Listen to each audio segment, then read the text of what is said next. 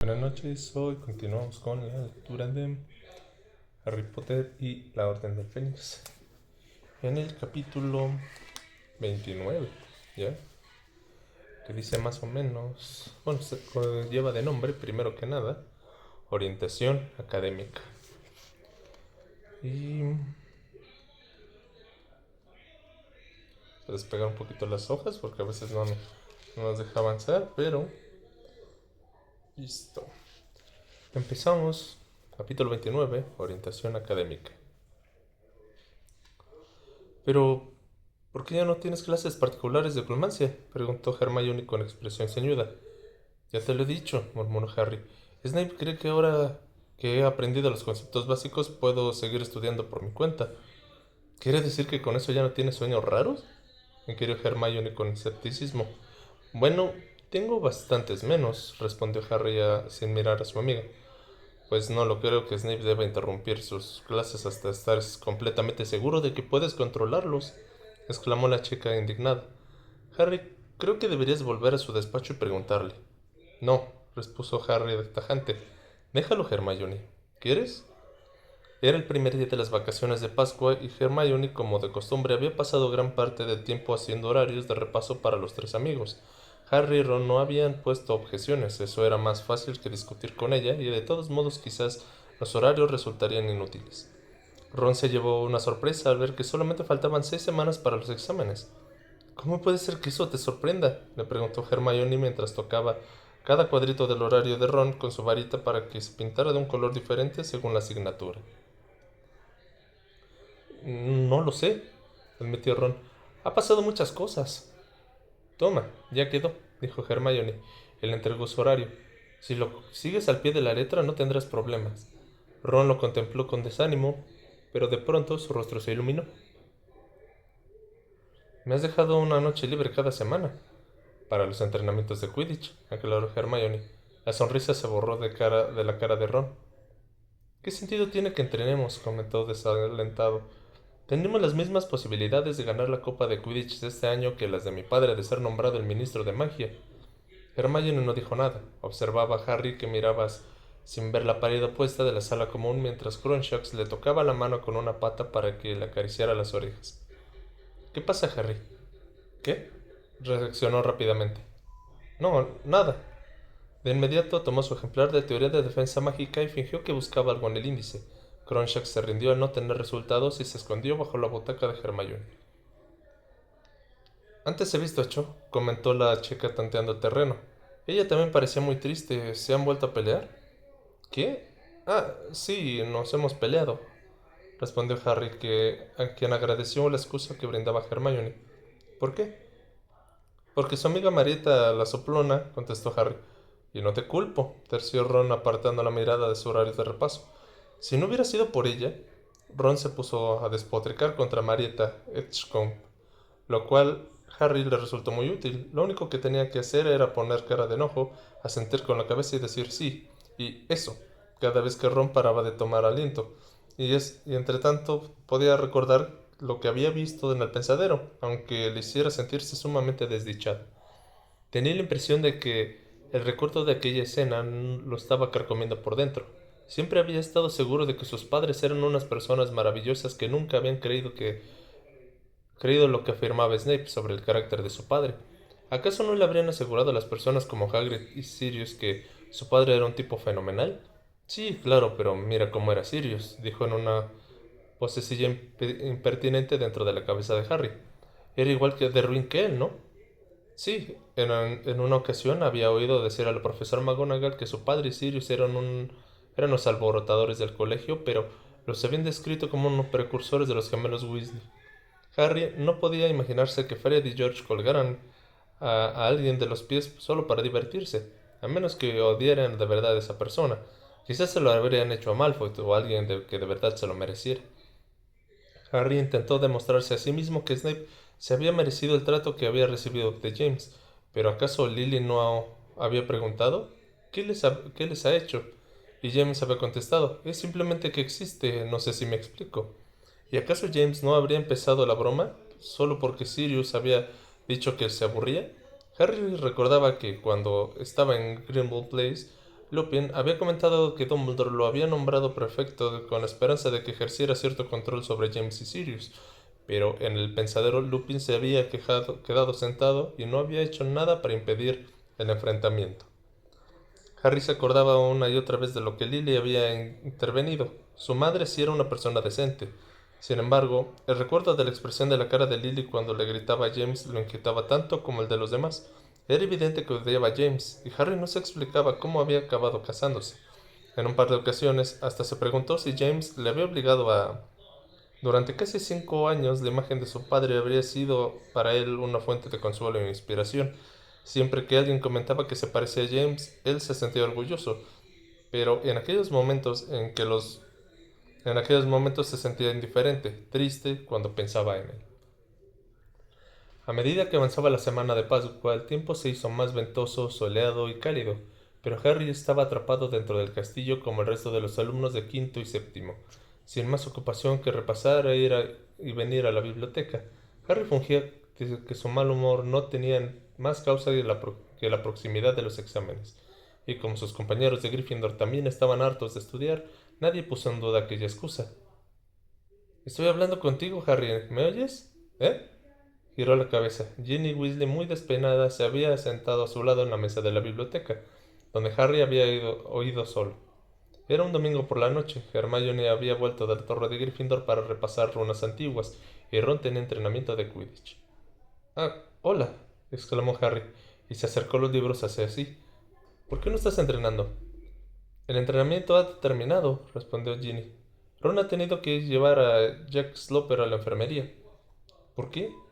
Bueno, no estamos seguros, pero creemos que se ha golpeado él mismo con el bate. Suspiró profundamente. En fin, ha llegado un paquete. Acaba de pasar por el nuevo detector de la profesora Umbridge.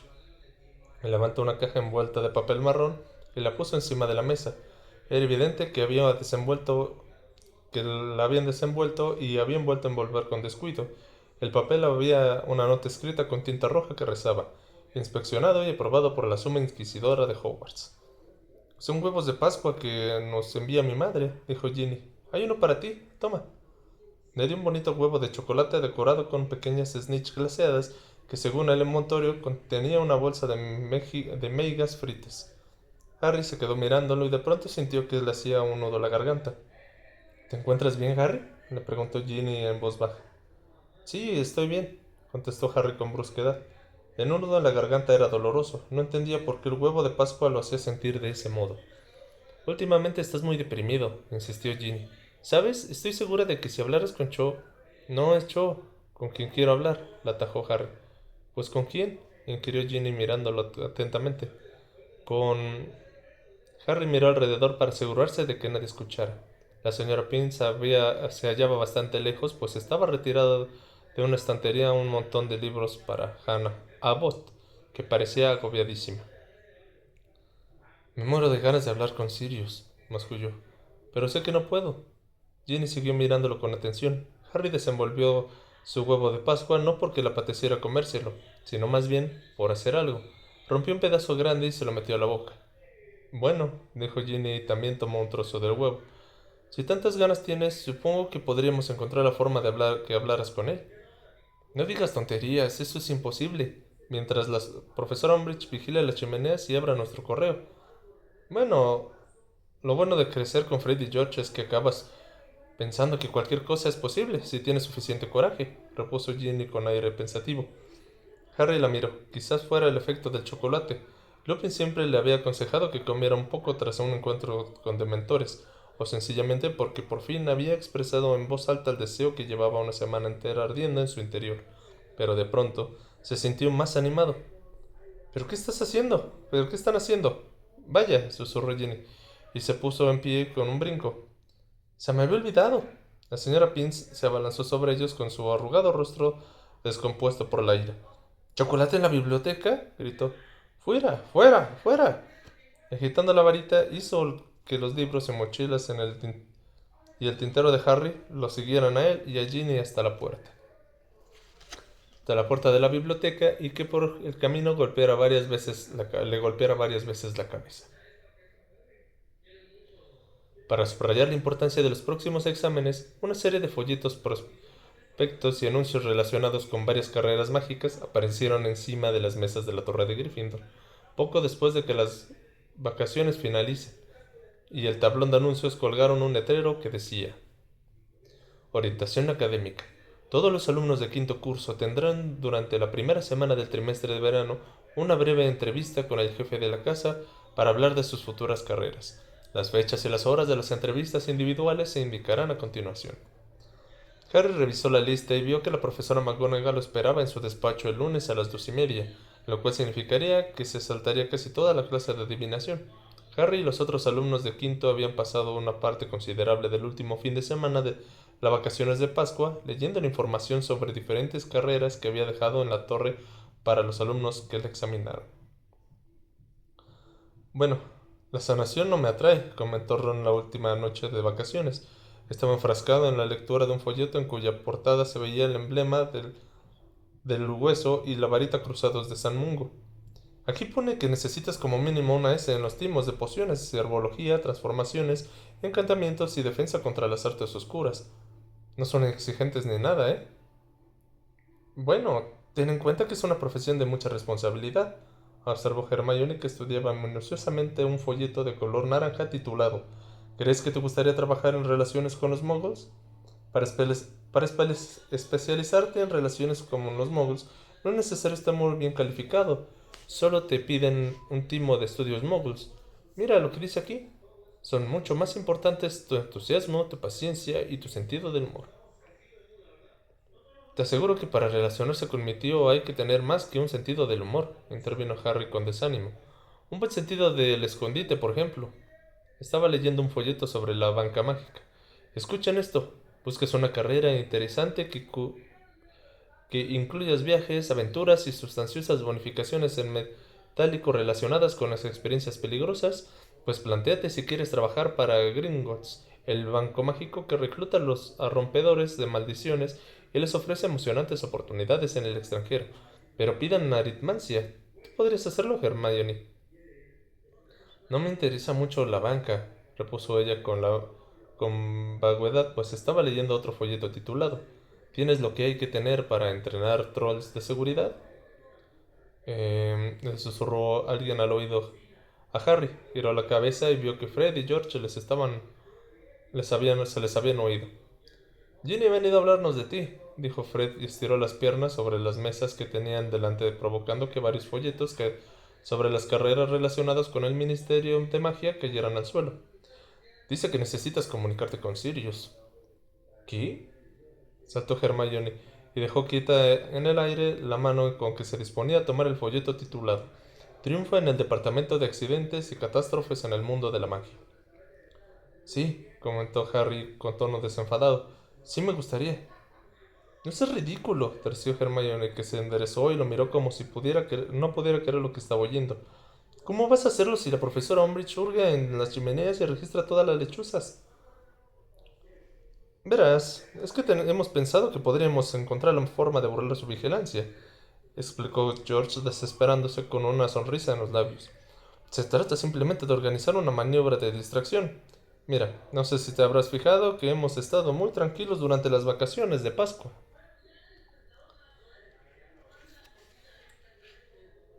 ¿Qué sentido tiene alterar el tiempo del ocio? Continuó Fred. Ninguno nos dijimos.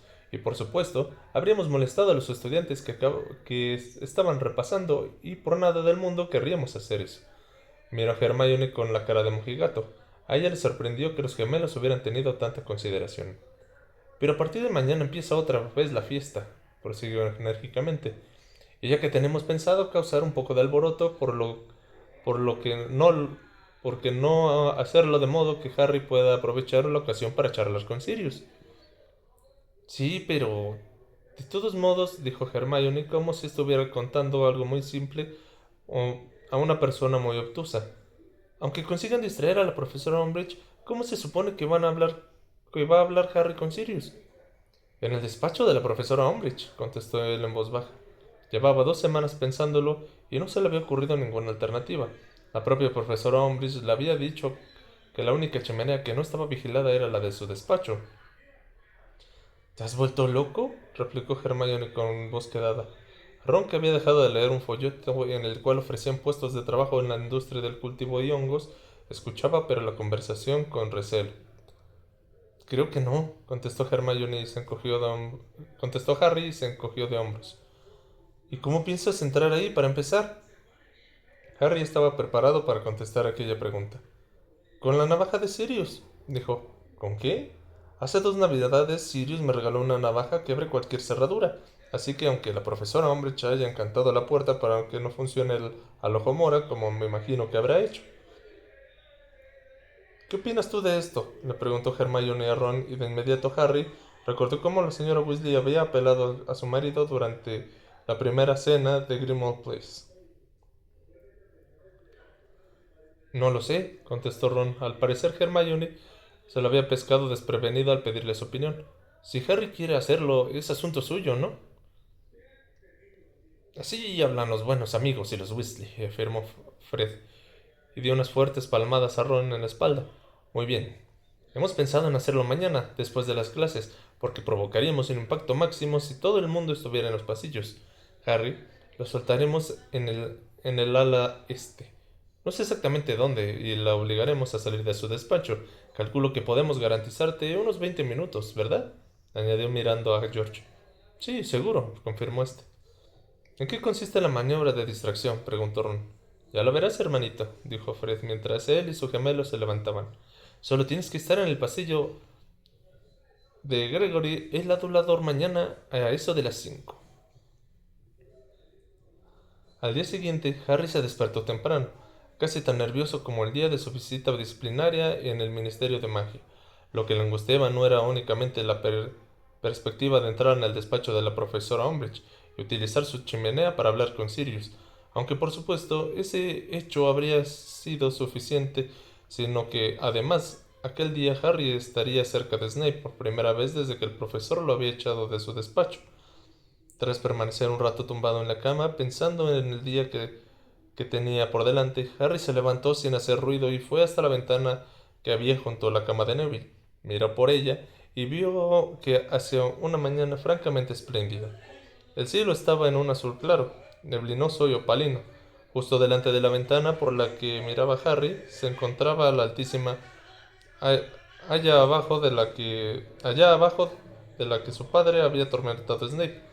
No estaba seguro de que podría decirle Sirius para explicar la escena que había visto en el pensadero, pero estaba impaciente por escuchar la versión de su padrino sobre lo ocurrido, conocer cualquier factor atenuante que pudiera haber habido, cualquier excusa, por pequeña que fuera, para justificar el comportamiento de su padre. De pronto, Harry vio que algo se movía en los límites del bosque prohibido. Agudizó la vista y distinguió a Hagrid que salía de entre los árboles. Le pareció que cojeaba mientras Harry lo observaba. El guardabosques fue haciendo heces hasta la puerta de su cabaña y se metió dentro. El chico se quedó varios minutos contemplando la cabaña. Hagrid no volvió a aparecer, pero empezó a salir humo por la chimenea. No podía estar muy malherido si todavía era capaz de echarle leña al fuego. Harry se apartó de la ventana, regresó junto a su baúl y empezó a vestirse. Ante la perspectiva de entrar por la fuerza al despacho de la profesora Umbridge, Harry no esperaba que aquel fuera a ser un día tranquilo, pero no había contado con que Hermione lo acosara constantemente para disuadirlo de lo que planeaba hacer a las 5. Por primera vez, Hermione estuvo tan distraída como Harry y Ron en la clase de historia de la magia del profesor Vince, y susurraba sin parar advertencias a Harry hacia, que Harry hacía todo lo posible por ignorar. ¿Y si te encuentran allá adentro? Aparte de expulsarte, se imaginará que has estado hablando con hocicos, y esta vez te obligará a beberte el Veritaserum y contestar sus preguntas. Hermione, dijo Ron con voz contenida e indignante, ¿quieres hacer el favor de dejar de regañar a Harry y escuchar a Vince o voy a tener que tomar yo mismo apuntes?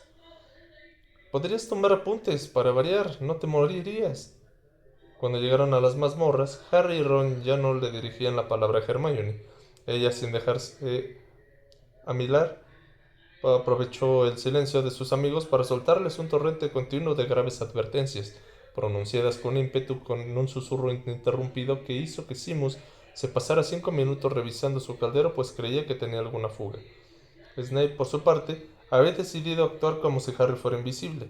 Como es lógico, este ya estaba acostumbrado a esa táctica, pues era una de sus favoritas del tío Vernon, y de fondo se alegraba de no tener que soportar nada peor. De hecho, comparado con los insultos y las burlas de Snape que normalmente debía aguantar, le parecía que el nuevo enfoque suponía una pequeña mejora. Además, se llevó una grata sorpresa al comprobar que si lo dejaban tranquilo era capaz de preparar un filtro vigorizante sin grandes problemas. Al finalizar la clase, metió un poco de su poción en la botella, la tapó con un tapón de corcho y la llevó a la mesa de Snape para que el profesor le pusiera una nota. Había calculado que como mínimo conseguiría una S. Cuando acababa de darse la vuelta, oyó el ruido de algo que se rompía. Malfoy soltó una fuerte carcajada. Harry giró sobre los talones y vio que su botella estaba hecha añicos en el suelo y que Snape lo miraba a él con regodeante. Vaya, dijo el profesor en voz baja. Otro 0, Potter. Harry estaba tan indignado que no podía hablar. Volvió junto a su caldero, dando grandes zancadas, con la intención de llenar otra botella con poción, y obligar a Snape a calificarlo de nuevo, pero vio con horror que el resto del contenido había desaparecido. Lo siento, exclamó Hermione tapándose la boca con las manos. Lo siento muchísimo, Harry. Creía que habías terminado y lo he limpiado. Harry ni siquiera pudo contestar cuando sonó la campana. Salió corriendo con el de la mazmorra sin mirar atrás y se aseguró de encontrar sitio entre Neville y Seamus a la hora de comer, para que Hermione no empezara a darle la lata otra vez sobre su intención de utilizar el despacho de la profesora Umbridge. Cuando llegó a la clase de adivinación, estaba tan malhumorado que había olvidado que tenía una entrevista de orientación académica con la profesora McGonagall, y no lo recordó hasta que Ron le preguntó por qué no había ido al despacho de la profesora. Harry subió a toda prisa y solo llegó unos minutos tarde. Lo siento, profesora, se excusó mientras cerraba la puerta. Se me había olvidado. No importa, Potter, le repuso la bruja con brusquedad, pero mientras ella hablaba, alguien hizo un ruido con la nariz en un rincón. Harry miró hacia allí. La profesora Umbridge estaba sentada con un sujetapapeles sobre la rodilla. Llevaba una blusa una recargada, con un recargado cuello con encajes y una sonrisa petulante en los labios. Siéntate, Potter, le indicó la profesora McGonagall lacónicamente, a quien le temblaban un poco las manos cuando bajó los folletos que había esparcidos por su mesa. Harry se sentó a espaldas de la profesora Umbridge e hizo cuanto pudo para fingir que no oía el rasguñido de la pluma sobre el pergamino. Bueno, Potter, esta reunión es para hablar sobre las posibles carreras que has pensado que te gustaría estudiar, y para ayudarte a decidir qué asignaturas deberás cursar en sexto y séptimo, le explicó la profesora McGonagall. ¿Has pensado ya qué te apetecería hacer cuando salgas de Hogwarts? Pues, empezó Harry. El rasguño de la pluma que oía detrás no dejaba de concentrarse. ¿Qué? Le preguntó la profesora McGonagall. Pues, he pensado que a lo mejor podría ser un auror, masculló Harry. Para eso necesitarías muy buenas notas, replicó la profesora McGonagall. A continuación sacó un pequeño folleto de color oscuro debajo de un montón que cubría su mesa y lo abrió. Piden 5 éxtasis como mínimo, y por lo que veo no aceptan notas inferiores a supera las expectativas. Además, te obligan a someterse a una serie de rigurosas pruebas de personalidad y aptitudes en la oficina de aurores. Es una carrera difícil, Potter. Solo aceptan a los mejores. Es más, creo que hace 3 años que no aceptan a nadie. En ese momento, la profesora Umbridge emitió una débil tosecilla, como si quisiera comprobarlo discretamente que era capaz de toser. La profesora McGonagall no le hizo caso.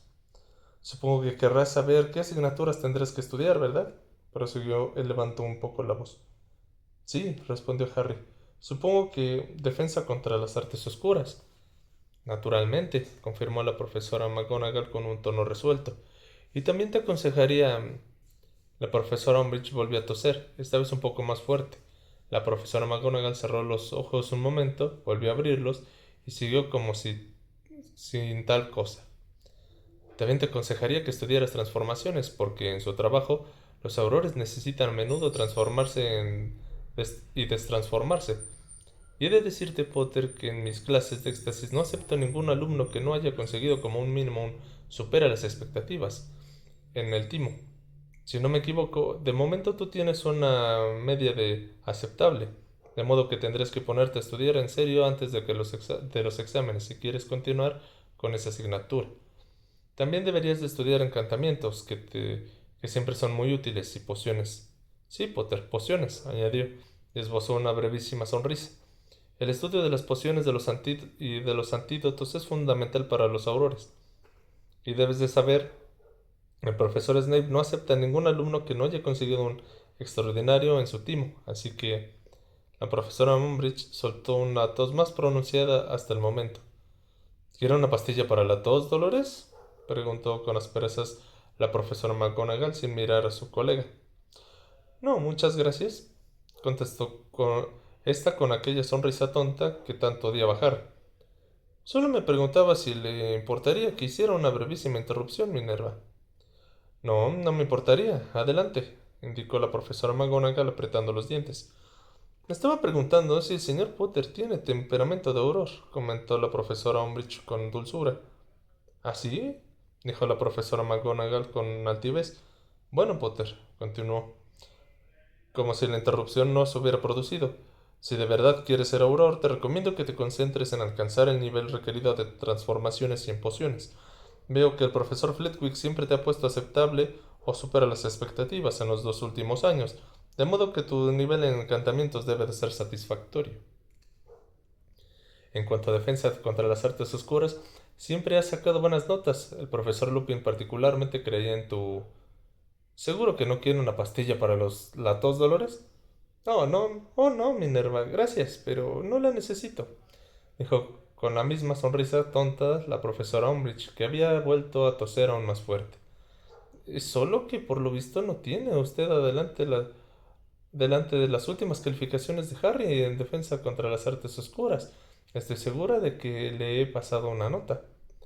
¿Se refiere a esto?, preguntó la profesora McGonagall con un tono de repugnancia y sacó una hoja de pergamino de color rosa entre las solapas de la carpeta de expediente de Harry.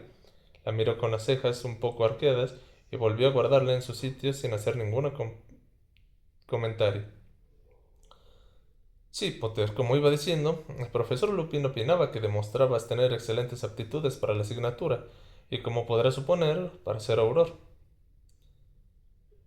¿No he entendido mi nota, Minerva?, le interrumpió la profesora Umbridge con tono meloso. Esta vez se le había olvidado toser.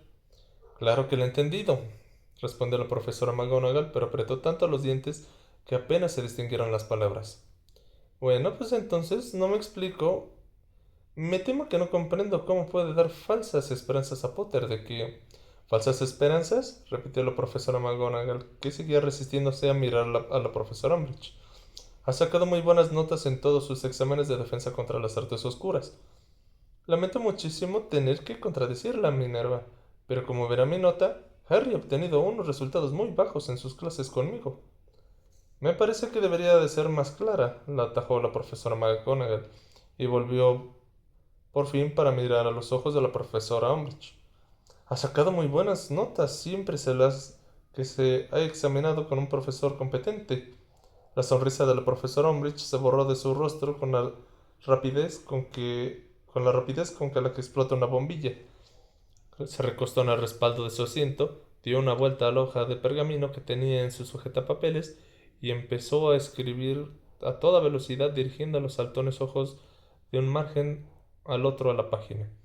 La profesora McGonagall se volvió hacia Harry, resoplaba y echaba chispas por los ojos.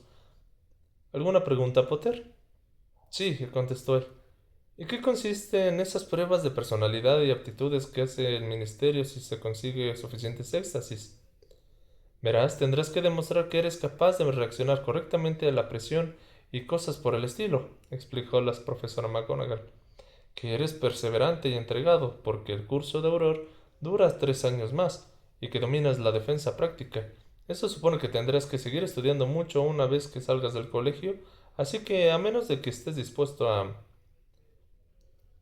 Creo que también sabrá, la interrumpió la profesora Umbridge con aspereza, que el ministerio revisa los antecedentes de los aspirantes aurores, sus antecedentes penales. A menos de que estés dispuesto a seguir haciendo exámenes después de salir de Hogwarts, deberás buscar otra, y eso significa que este chico tiene tantas posibilidades de llegar a Auror como Dumbledore de volver a este colegio. Entonces tiene muchas posibilidades, respondió la profesora McGonagall. Potter tiene antecedentes penales, le recordó la profesora Umbridge. A Potter lo absorbieron de todos los cargos, afirmó la profesora McGonagall, subiendo aún más el tono de voz. La profesora Umbridge se puso de pie. Era tan baja que no se notó mucho lo que hacía, pero su cursilería había dejado paso a una era desbocada que hizo que su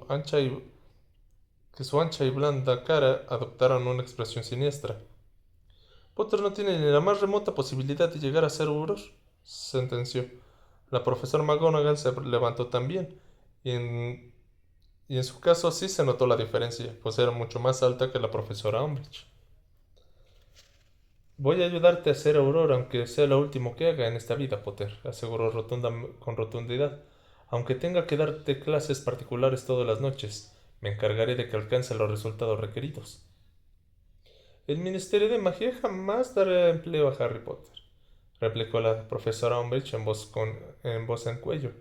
Es muy posible que cuando Potter esté preparado para enfrentar en el Ministerio de Magia ya haya otro ministro, bramó la profesora McGonagall. Ajá, gritó la profesora Umbridge apuntando hacia la profesora McGonagall con un dedo regordete. Sí, eso. Claro. Eso es lo que usted cree, ¿verdad, Minerva? Quiere que Albus Dumbledore sustituya a Cornelius Fudge. Quiere que ocupara mi puesto, ¿verdad? Subsecretaria del ministro y por si fuera poco, directora del colegio. Está loca de atar, masculló la profesora McGonagall con un profundo desdén. Potter, ya hemos terminado la consulta sobre su orientación académica. Harry se colgó la mochila al hombro y salió muy deprisa de la habitación, sin atreverse a mirar a la profesora Umbridge, mientras recorría el pasillo y siguió oyendo a las dos mujeres que se gritaban la una a la otra. La profesora Umbridge seguía respirando como si acabara de correr un maratón, cuando entró pisando fuerte en la clase de defensa contra las artes oscuras de aquella tarde. Espero que hayas pensado mejor lo que planeas hacer, Harry, susurró Hermione en cuanto abrieron los libros en el capítulo 34, Respuesta pacífica y negociación. La profesora Umbridge ya está de muy mal humor. De vez en cuando, Dolores Umbridge lanzaba miradas de odio a Harry, se mantenía la cabeza agachada y no apartaba la vista de su ejemplar de teoría de la defensa mágica, mirándolo sin ver nada mientras pensaba. Se imaginaba la reacción de la profesora McGonagall si lo sorprendía entrando ilegalmente en el despacho de la profesora Umbridge solo unas horas después de que ella lo hubiera dado la cara por él. Nada le impedía volver a la torre de Gryffindor y confiar en que durante las vacaciones de verano algún día se le presentaría la ocasión de pedir a Sirius que le explicara la escena que había visto en el pensadero. Nada, salvo la idea de adoptar esa sensata actitud hacia que notara como si tuviera el estómago lleno de plomo. Y además estaba Freddy George, que ya habían preparado la maniobra de distracción por no mencionar la navaja de que Sirius le había regalado y que en esos momentos llevaba en la mochila junto a una capa invisible de su padre. Pero lo cierto era que si lo sorprendían, Dumbledore se había sacrificado para que no tengas que marcharte del colegio, Harry, le susurró Hermione levantando su libro y escondiéndose detrás para que la profesora Umbridge no lo viera la cara. Y si consigues que te expulsen hoy, todo habrá sido en vano. Podría abandonar el plan y aprender a vivir sencillamente con el recuerdo de lo que su padre había hecho un día de verano, hace más de 20 años. Entonces se acordó de que Sirius en la chimenea de la sala común de Gryffindor. No te pareces a tu padre tanto como yo creía. Para James el riesgo habría sido lo divertido. Pero, ¿todavía quería parecerse a su padre? No lo hagas, Harry, por favor, le suplicó Hermione con voz de angustia mientras sonaba la campana que anunciaba el final de la clase. Harry no dijo nada, no sabía qué hacer. Ron, por su parte, parecía decidido a no manifestar su opinión y a no ofrecer consejos, ni siquiera miraba a Harry a la cara, aunque cuando Hermione abrió la boca para intentar una vez más disuadir a su amigo, Ron le dijo en voz baja: «Déjalo ya, ¿quieres? Harry es mayorcito para tomar sus propias decisiones». El corazón de Harry latía muy deprisa cuando salió del aula. Cuando estaba más o menos en la mitad del pasillo, oyó los lejanos pero inconfundibles sonidos de una maniobra de distracción. Se oían gritos y chillidos que procedentes de más arriba, resonaban por todas partes. Los alumnos que salían de las aulas se paraban en seco y miraban con temor hacia el techo. La profesora Umbridge abandonó precipitadamente la clase tan aprisa como le permitían sus cortas piernas.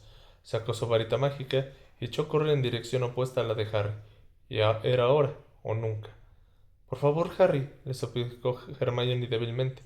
Pero Harry ya había tomado una decisión. Se colgó mejor la mochila y rompió a correr esquivando a los alumnos que se precipitaban en dirección opuesta para ver qué era aquel alboroto en la ala este. Harry llegó al pasillo del despacho de la profesora Umbridge y lo encontró vacío. Se escondió detrás de una armadura cuyo yelmo giró chirriando para mirarlo. Abrió su mochila, agarró la navaja de Sirius y se puso la capa invisible. Entonces salió arrastrándose lenta y cuidadosamente detrás de la armadura y recorrió el pasillo hasta llegar frente a la puerta de la profesora Umbridge. Introdujo la hoja de la navaja mágica en el resquicio de la puerta y la movió con suavidad hacia arriba, hacia abajo y luego la retiró. Se oyó un débil chasquido y la puerta se abrió.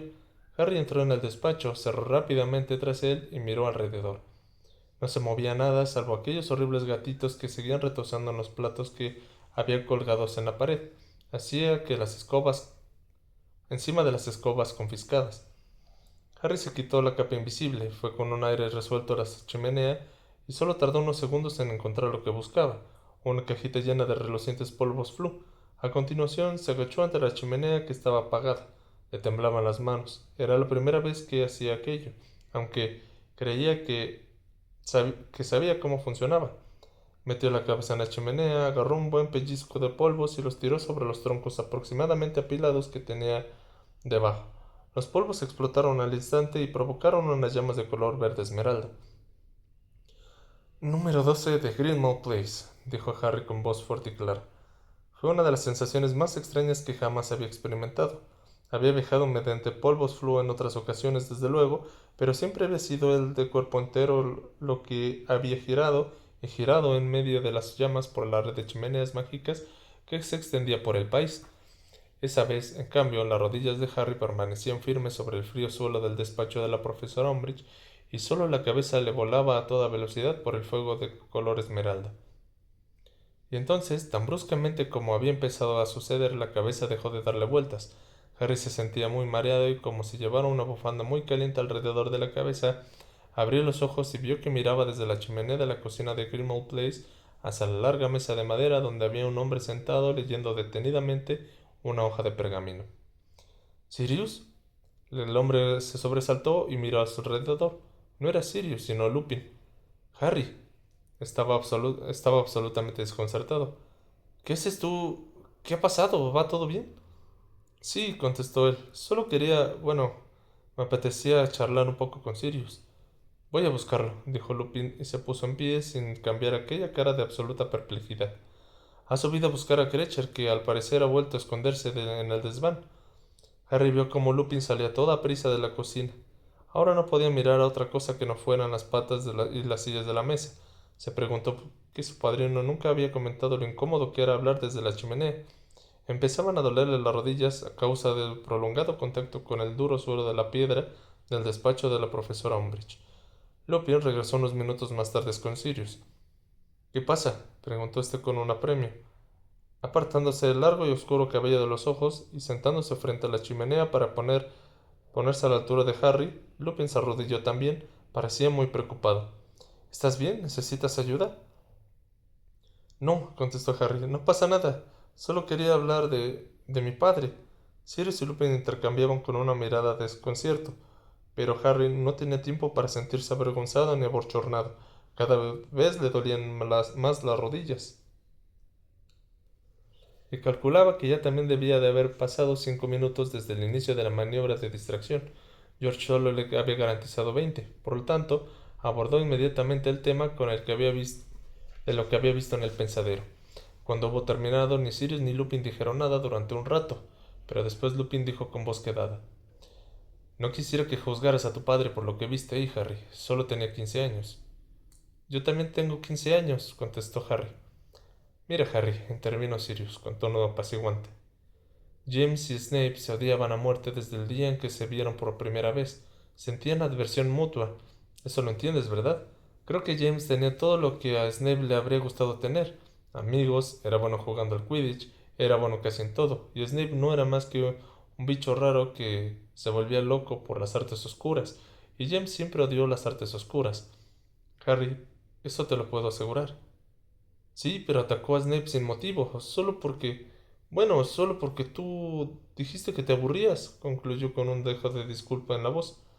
No me enorgullezco de eso, se apresuró a decir su padrino. Lupin miró de soslayo a Sirius y dijo: Mira, Harry, lo que tienes que entender es que tu padre y Sirius eran los mejores del colegio en todo. Los demás pensaban que eran insuperables, y si a veces se dejaban llevar un poco... Sí, a veces éramos unos arrogantes, querrás decir, lo corrigió Sirius. Lupin sonrió. Se despeinaba el pelo continuamente, comentó Harry apenado. Sirius y Lupin rieron. Se me había olvidado que tenía esa costumbre, comentó Sirius cariñosamente. ¿Estaban jugando con Snitch? Preguntó Lupin. Sí, respondió Harry y vio con estupor cómo Sirius y Lupin se sonreían con nostalgia. Pero me pareció que era un poco idiota. Pues claro, que era un poco idiota, admitió Sirius. Todos lo éramos. Bueno, el lunático no tanto, añadió con una justicia mirando a Lupin. Pero este negó con la cabeza. Les dije alguna vez que dejaran tranquilo a Snape. ¿Tuve alguna vez el valor de comentarles que creía que se estaban pasando de la raya? No, pero, replicó Sirius, a veces conseguías que nos avergonzáramos de nosotros mismos y eso ya era algo. Y no paraba de mirar a las chicas que habían en la orilla del lago para ver si ellas lo miraban a él, prosiguió Harry obstinado, ya que había ido hasta ahí y decidió soltar todo lo que tenía en la cabeza. Sí, bueno, siempre hacía ridículo cuando veía a Lily, afirmó Sirius encogiéndose de hombros. Cuando ella estaba cerca, James no podía evitar hacerse el importante. ¿Cómo puede ser que que mi madre se casara con él? Preguntó Harry con muy afligido. ¿Lo odiaba? No, no lo odiaba, respondió Sirius. Empezó a salir con él en séptimo, concretó Lupin, cuando James ya se le había bajado un poco los humos, añadió Sirius. ¿Y ya no echan maleficios a la gente para divertirse? Dijo Lupin. ¿Tampoco a Snape? Bueno, Snape era un caso especial, admitió Lupin. Verás, él tampoco desaprovechaba jamás la oportunidad de echar una maldición a James, y lo lógico era que James se defendiera, ¿no? ¿Y a mi madre no le importaba? La verdad es que no se enteraba, repuso Sirius. Como podrás imaginar, James no se llevaba a Snape a sus citas con Lily para embrujarlo delante de ella. Sirius miró con el entrecejo fruncido a Harry, que todavía no parecía convencido. Mira, dijo, tu padre era el mejor amigo que jamás he tenido, y una buena persona. Mucha gente se comporta como si fuera un idiota cuando tiene 15 años, pero James maduró con el tiempo. Está bien, aceptó Harry apesumbrado. Es que nunca pensé que podría sentir lástima por Snape. Oye, por cierto, terció Lupin y frunció un poco el entrecejo. ¿Cómo reaccionó Snape cuando se enteró de que habías visto todo eso? Me dijo que no volvería a enseñarme oclumancia, contestó Harry con indiferencia, como si yo fuera a echar de menos las... ¿Cómo dices? Le gritó Sirius, haciendo que Harry se sobresaltara y esperara un montón de cenizas. ¿Lo dices en serio, Harry? Le preguntó Lupin. ¿Ha dejado de darte clases? Sí, contestó él muy sorprendido por lo que había considerado una reacción exagerada. Pero no pasa nada, no me importa, en realidad me alegro. Voy para allá ahora mismo. Se va a enterar, gritó Sirius con vehemencia e hizo el amago de levantarse, pero Lupin lo agarró por un brazo y lo obligó a sentarse. Si hay que decirle algo a Snape, me encargo yo, aclaró Lupin con firmeza. Pero Harry, antes que nada, tienes que ir a hablar con Snape y decirle que de ningún modo debe dejarte de dar clases. Cuando lo sepa Dumbledore... No puedo decirle eso, me mataría, exclamó Harry escandalizado. Ustedes no lo vieron cuando salí del pensadero. Harry, ahora lo más importante es que aprendas oculomancia, aseguró Lupin con severidad.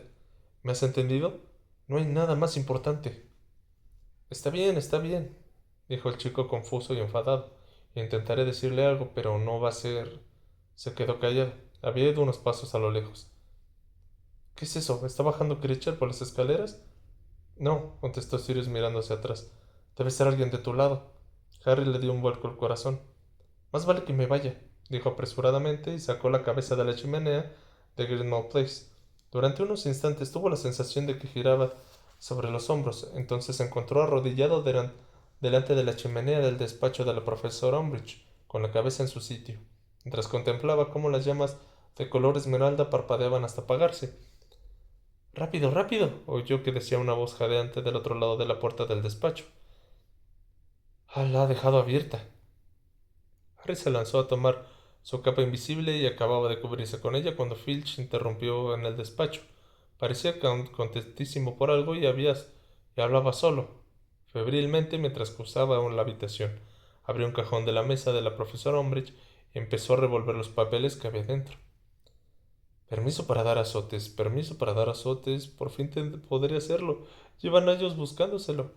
Sacó un trozo de pergamino, lo besó y fue rápidamente hacia la puerta arrastrando los pies con la hoja de pergamino abrazada contra el pecho. Harry se puso de pie y tras asegurarle de que tenía su mochila y de que la capa invisible lo cubría por completo, abrió la puerta sin vacilar y salió corriendo del despacho detrás de Filch, que renqueaba con la velocidad insólita de él. Cuando estuvo en el piso inferior al del despacho de la profesora Umbridge, Harry creyó que no corría peligro si no volvía a hacerse visible. Por tanto, se quitó la capa, la guardó en su mochila y siguió adelante. Se oían gritos y movimientos provenientes del vestíbulo. Bajó a toda velocidad la escalera de mármol y encontró al colegio en pleno reunido ahí. La situación era muy parecida a la del día que despidieron a la profesora Trelawney. Los estudiantes estaban de pie formando un gran corro a lo largo de las paredes. Harry se fijó que algunos estaban cubiertos de una sustancia que pareció jugo fétido. Además de alumnos, también había profesores y fantasmas.